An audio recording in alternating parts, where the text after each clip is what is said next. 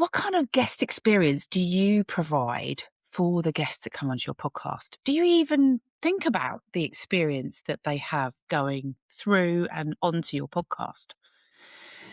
Actually, I would say it is super important to make sure that even from the get go, when you're first starting to make contact with people, is making them feel like they are part of the podcast. They are part of the journey. From the very moment they come into contact with you, whether that's you reaching out directly to them or whether it is them reaching out to you, personal emails back, not generic. I know we're always trying to find time and speed things up, but making that personal connection before you even meet with them on the podcast. I always now have a pre-podcast chat with people, unless I know them very well, because it just gives a chance again for that connection. Your guest, you want to come on and do the very best. You want them to be relaxed. You want them to be comfortable. And to do that, they have to have a connection with you. They have to feel safe in that space to have that conversation. Because I truly believe that even if that person is coming on just to talk about a course or something that they're offering at that moment, there's always usually a personal reason that has led them to that point. It's very rare. When I think about anyone that I've had on the podcast for me, I don't think there's ever been a time when actually there hasn't been a personal side to what that person wants to talk about. Maybe about their book or whatever it is, but it comes from a personal perspective and it comes from a personal experience. And often those are very personal to those people. And the sharing of them is that what leads to connection. You know, as podcast hosts, we're looking to find that ideal guest that comes on that brings a connection with our audience in whatever format that is. Now, making sure that you make a good connection right at the get go is really important. But I think there's more to it. Often you'll find you go onto a podcast, you might meet the host, you might have a pre podcast chat and you get on and you start chatting and you record. And then they kind of say bye, and that might be it. You never really know how the podcast did.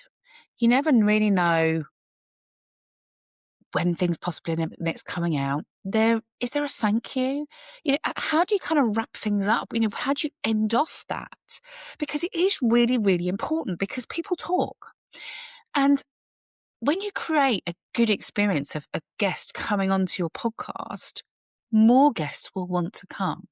Now, there is probably an excess of guests wanting to come onto podcasts. I think there's quite a lot of guests that will approach me to come onto the podcast. And I have a way of trying to keep everyone in one spot. Do I sometimes miss some?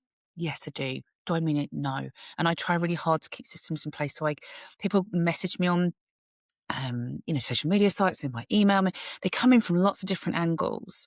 So I try and direct everybody towards a kind of application of interest, which sounds a bit formal, but it's literally just a couple of questions. So I know what they want to come and talk about, what their interest is, so I can make sure that they fit within that season, that they're going to be a good fit, that they're going to get a good listen. I try and plan mine as well so that they don't go out at times that I know that there's very poor listening. So it might be, for example, Christmas week, I don't get much listening. And during the summer holidays, a lot of my listeners are parents and they're caught up and it's much more difficult to listen during those times. So I take each of my guests on their own to make sure what that experience is, how they're going to get traction from their episode. The most people that we can guarantee seeing it is what's going to happen. And then I really think as well, the ending, the kind of bringing everything together at the end is also really, really important. So I'm really, really quick to say thank you to my guests, really quick. I'm really, really grateful for the amount of sharing that they do on my podcast. It's what makes my podcast work. And I'm very, very aware of that. I operate a mainly guest-based podcast, and without them, it wouldn't survive. So I need my podcast to be a podcast that people want to come on as guests, that they feel safe coming on, that they feel like it's a good experience when they come on. And that's really important to make sure I get the best guests that I possibly can for my podcast. And then at the end, if you know me, I stockpile my recordings. So what I'm also very cautious and conscious, rather not cautious, conscious to do is that just before their episode goes out, because sometimes they will have recorded with me 8-10 weeks ago, and then their podcast will come out, is I always make contact the week before. So the week before it goes out, I just touch base with them. Thanks very much for coming on. Just want to let you know the podcast's coming out, because I have been on the other end of a podcast that's suddenly coming out, and suddenly your face is on the internet, on a social media site, and you think, oh my God, where's that from? So I felt it was really important for all my guests that just before they come out, I always let them know it's coming out. So there's not a shock. They know. They always get the option to listen to their podcast episode if they would like to. Some choose to and some choose not to. And then at the end of each season, and this bit takes me a little bit longer and I need to be better at this bit, is I make sure when my podcast guests are within this country, just because of the shipping and side of things for going further abroad for me is a bit expensive. But for podcast guests that were within my country, which is in the UK, I also follow up with a thank you card, and I have little pins made of the podcast that I send out to each of my guests to thank them for being on my podcast. And I think it makes a massive difference. I often have people that have said, oh yeah, I know so-and-so that was on your podcast, and they then approach me because of that. And I want the very best podcast guests on my podcast. So naturally, I want to create a really good experience. I don't want it to feel stressful, because we have to remember that even if guests are super confident, have done loads of podcasts, in that moment when you're recording and you're having a chat, it can feel super vulnerable. And I'm really, really cautious and aware of that with my guests. That I don't want them to feel uncomfortable. I do want them to feel safe and secure in what we're talking about.